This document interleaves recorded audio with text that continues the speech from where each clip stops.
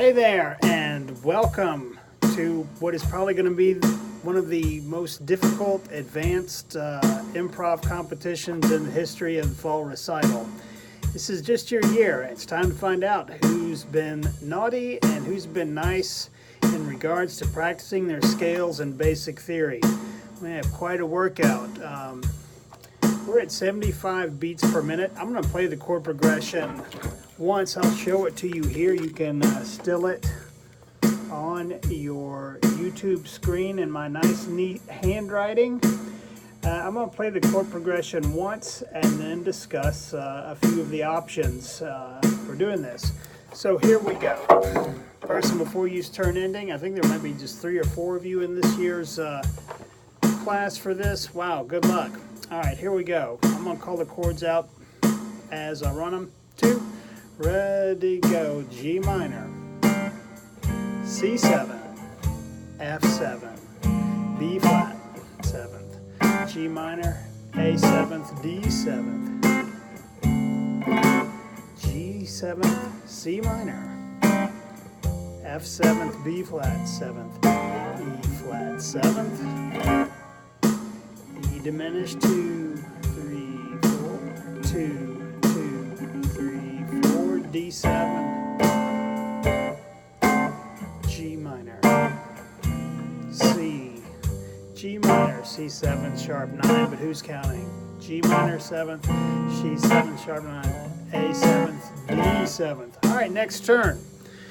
So let's talk about this. This is a tough piece because almost every time the chords change, the key change. There's no umbrella for this. There is on the last last 3 measures before the last measure. Yeah, that is your victory lap. You can do all G minor pentatonic shred over those last 3 measures. What makes this really tricky is because we've got 2 chords per measure. So even at 8th notes, you're having to just, play 4 notes per chord. And you don't have to. You can do a single note for those 2 beats. You can do 8 16th notes. But do play with it. I'm going to walk through it one last time and talk about your options. G minor.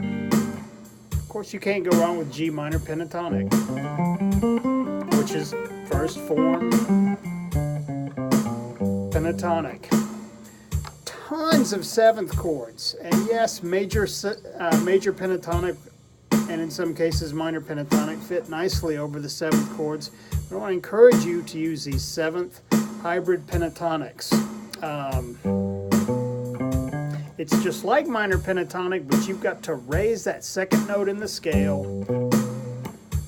every time it happens. So that includes the octave.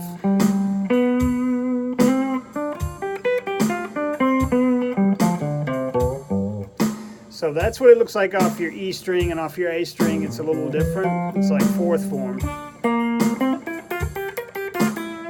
So here's an example of the first 2 measures. We've got G minor, C7th, F7th, B flat 7th. You'd be like,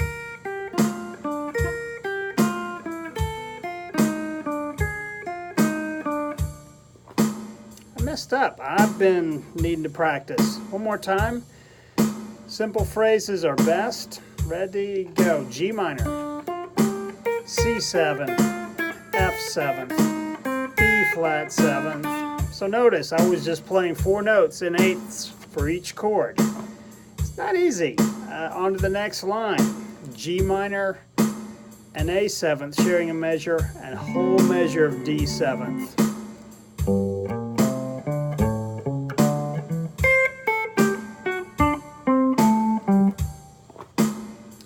Next, you've got G7th, C minor, F7th, B flat 7th, E flat 7th, E diminished, really fun because you get to do the world's easiest scale for not 1 but 2 measures.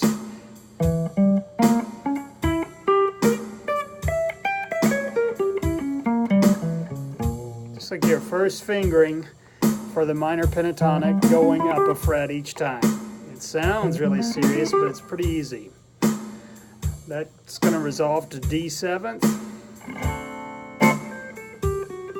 And your victory lap, all G minor pentatonic over these three measures. But here comes the last measure, A7th, D7th. All right, good luck. I'm going to run the chord progression one more time. You can loop this from the 5-minute and 30-second mark as many times as you need. Good luck. And you can, of course, compose something entirely by ear, and I hope some of you do, but those are airtight scale options. All right, here we go one last time. Ready, go.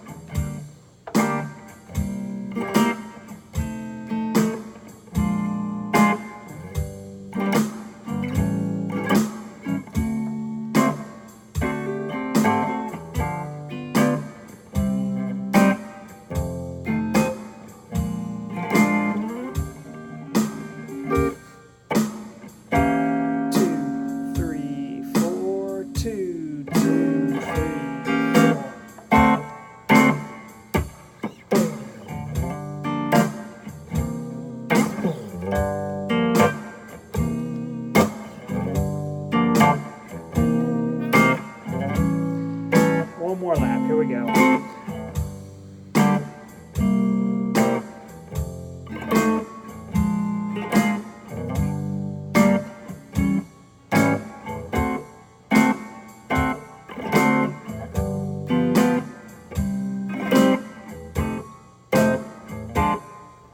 Anyone recognize it?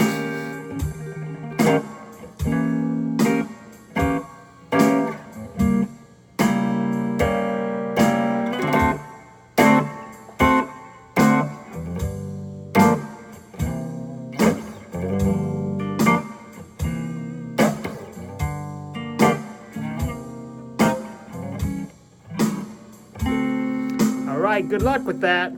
I'm glad I'm not in this.